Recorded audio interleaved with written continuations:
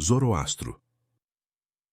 Os ensinamentos do fim do mundo foram amplamente disseminados na Pérsia, em algum ponto entre 750 e 550 a.C., pelo famoso profeta persa chamado Zoroastro. Ele provavelmente viveu mais perto de 550 a.C. do que 750, embora haja um grande debate sobre esse assunto. Tradicionalmente, ele tem sido colocado 258 anos antes que Alexandre o Grande destruísse o primeiro império persa, em 330 a.C. Zoroastro também é conhecido como Zaratustra, um nome que forneceu a inspiração para o famoso trabalho sinfônico composto por Richard Strauss. Assim falou Zaratustra.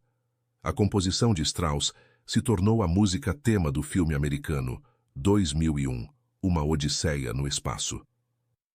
Zoroastro é citado pelos historiadores como um dos primeiros profetas a pregar o tipo de monoteísmo criado por Akenaton.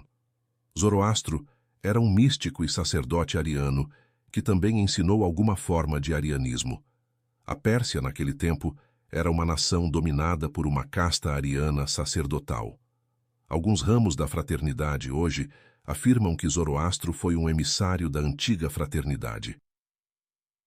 A cosmologia de Zoroastro, a teoria do universo, foi baseada no conceito de uma luta entre o bem e o mal.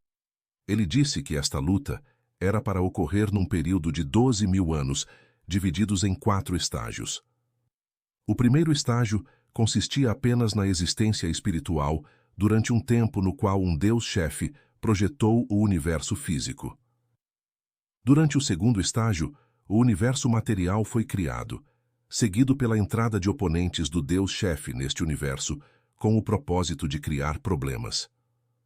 A terceira fase consistia em uma batalha entre o Deus-chefe e seus rivais, para decidir o destino de muitas almas que vieram ocupar o universo. No quarto estágio, o final, o Deus-chefe enviava uma sucessão de salvadores que poderiam finalmente derrotar o oponente e trazer a salvação para todos os seres espirituais no universo. Segundo o modelo de Zoroastro, nosso mundo estaria no quarto estágio. Este personagem parece ter sido um reformador honesto e sincero. Ele ensinou algumas lições boas sobre a natureza da ética e sua importância para a salvação espiritual. Ele ressaltava que as pessoas tinham que ter livre arbítrio. Em outros assuntos, contudo, a religião de Zoroastro falhou no ideal. Para entender o porquê, precisamos apenas olhar o Deus de Zoroastro. Este Deus era chamado Ahura Mazda, que significa o Senhor do Conhecimento. Zoroastro afirma que quando ele era um sacerdote de 30 anos, Ahura Mazda tinha aparecido diante dele e dito ser ele, Ahura, o Deus verdadeiro. Ele então continuou partilhando com Zoroastro muitos ensinamentos que constituiriam o zoroastrismo.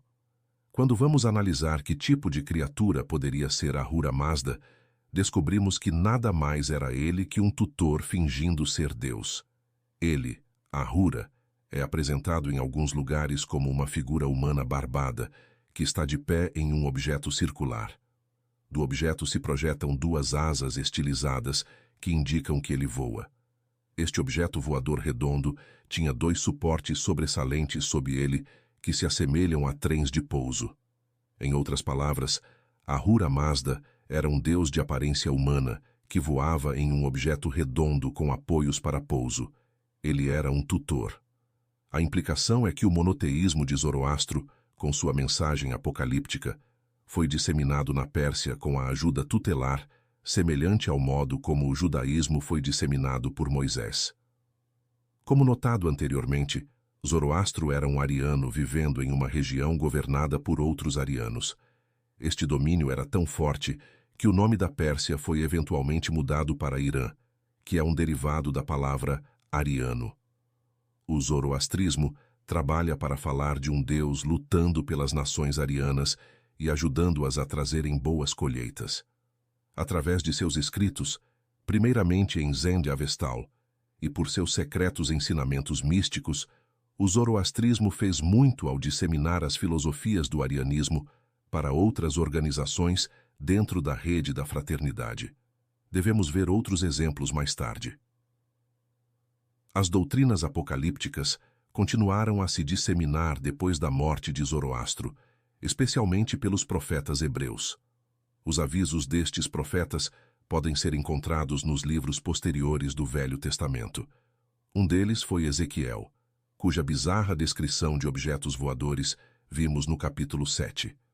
Segundo a narrativa de Ezequiel, ele foi levado a bordo de uma nave estranha, para o propósito específico de receber uma mensagem apocalíptica a ser disseminada, novamente indicando que os tutores eram os grandes criadores dos ensinamentos do dia do julgamento.